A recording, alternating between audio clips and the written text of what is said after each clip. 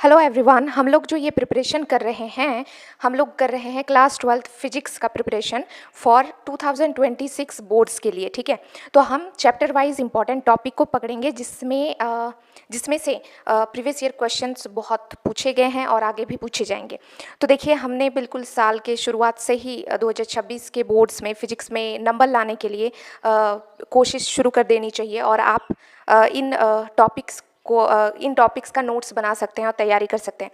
तो आज सबसे पहला इंपॉर्टेंट टॉपिक विद्युत आवेश तथा क्षेत्र यानी पहला चैप्टर का मोस्ट इंपॉर्टेंट टॉपिक है। टॉपिक का नाम है विद्युत आवेश का क्वांटमीकरण। ठीक है, तो ये इंपॉर्टेंट है, तो चलिए समझते हैं। सबसे पहले इसको डिफाइन करेंगे हम लोग लिखेंगे किसी पदार्थ पर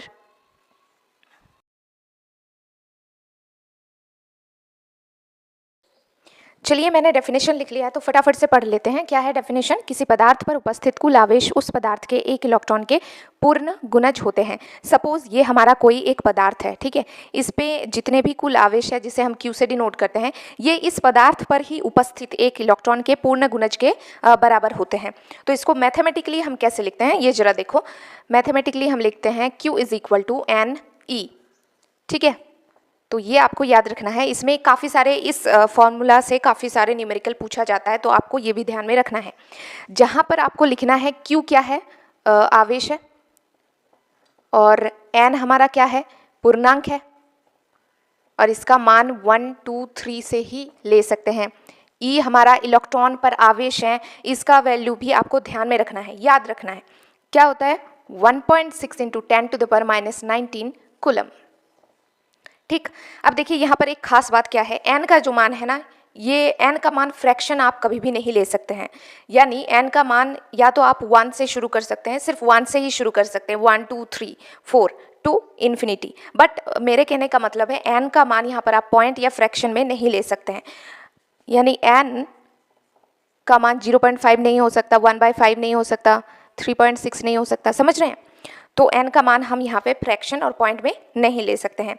अब इससे रिलेटेड एक न्यूमेरिकल सॉल्व करते हैं जो कि एग्जामिनेशन में पूछा जाता है। तो चलिए सॉल्व करते हैं। देखो, इससे रिलेटेड क्वेश्चन कैसे पूछा जाता है। किसी पदार्थ पर 1 कूलम आवेश उपस्थित है तो उस पदार्थ पर इलेक्ट्रॉन की संख्या कितनी होगी।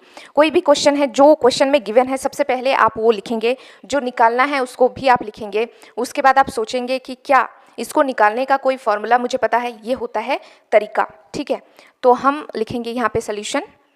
क्या दिया है हमें? आवेश दिया है जिसे हम Q से डिनोट करते हैं, 1 कूलम। हमें निकालना क्या है? इलेक्ट्रॉनों की संख्या यानी n वहाँ पर क्या था? इलेक्ट्रॉनों की संख्या था। Q is equal to N E. तो हम यहाँ पर फॉर्मूला क्या लगाएंगे? देखो वही Q is equal to N E, यानी आवेशों का क्वांटमीकरण से। तो यहाँ पर हमारा Q आवेश है, जो यहाँ पर स्मॉल e है ये हमारा एक इलेक्ट्रॉन पर आवेश है, जो कि होता है 1.6 × 10⁻⁹, और जो यहाँ पर n है ना, ये इलेक्ट्रॉनों की संख्या है। तो मैंने आपको एक चीज़ कही थी कि आप यहाँ पर n का मान फ्रैक्शन या पॉइंट में नहीं ले सकते हो, राइट। n का मान या तो आप 1 2 3 ले सकते हो, बट पॉइंट और फ्रैक्शन में नहीं ले सकते हो। ये मैंने क्यों कहा? यहाँ पे n क्या है? इलेक्ट्रॉनों की संख्या है।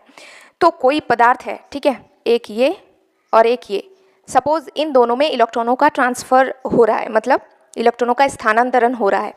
तो या तो इसमें से एक इलेक्ट्रॉन इसमें जाएगा या फिर एक इलेक्ट्रॉन इसमें से जाएगा, राइट।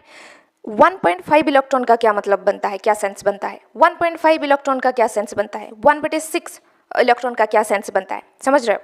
या तो एक इलेक्ट्रॉन जाएगा, राइट, या एक इलेक्ट्रॉन आएगा। 1.5 इलेक्ट्रॉन जाएगा, इसका क्या मतलब है? इसीलिए यहाँ पर हम n का मान 1 2 3 4 ही लेते हैं, पॉइंट या फिर फ्रैक्शन में नहीं लेते हैं।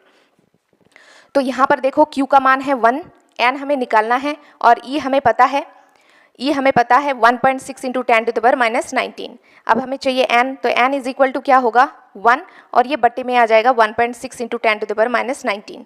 ठीक है, अगर तुम यहाँ पर भी एग्जामिनेशन में छोड़ के आ जाते हो तो मार्क्स देगा, लेकिन सॉल्व करोगे तो फुल मार्क्स मिलेगा। कैसे करना है देखो ध्यान से। हम क्या करते हैं, ये जो 10⁻⁹ है इसको ऊपर लेके चले जाते हैं, तो ये 10⁻+19 बन जाएगा।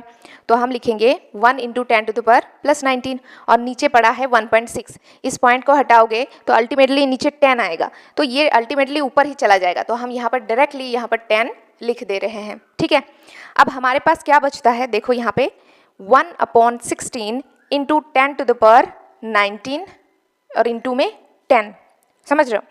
अब 1/16 को जब तुम डिवाइड करोगे, चलो कर लेते हैं डिवाइड।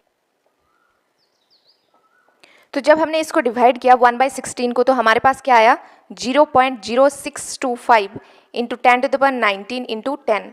अब हम क्या करते हैं, इस पॉइंट को हटा देते हैं, तो हमारे पास क्या बचेगा नीचे 1 2 3 4 जीरो, राइट।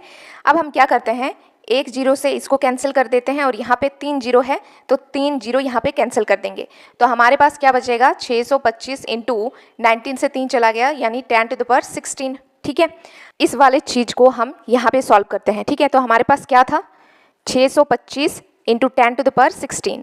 अब हम क्या करेंगे, देखो 625 है ना, यहाँ पे डिवाइड कर देंगे 100 से, तो अब डिवाइड कर रहे हैं तो ऊपर हमें मल्टीप्लाई भी करना पड़ेगा।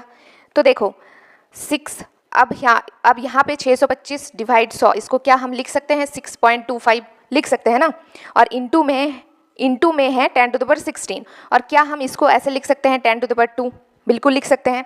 जब बेसिस सेम होते हैं तो पावर ऐड हो जाते हैं, तो 10 to the power 16 plus 2 that is 18। तो हमारे पास कितना आया number of electrons 6.25 into 10 to the power 18 electrons, ठीक है। तो आवेश के क्वांटमीकरण से रिलेटेड ऐसे न्यूमेरिकल आपको बोर्ड एग्जाम्स में देखने को मिलता है। आई होप आपको ये टॉपिक समझ में आया होगा। नेक्स्ट इंपॉर्टेंट टॉपिक देखने के लिए आप चैनल के साथ जुड़े रहें। Thank you.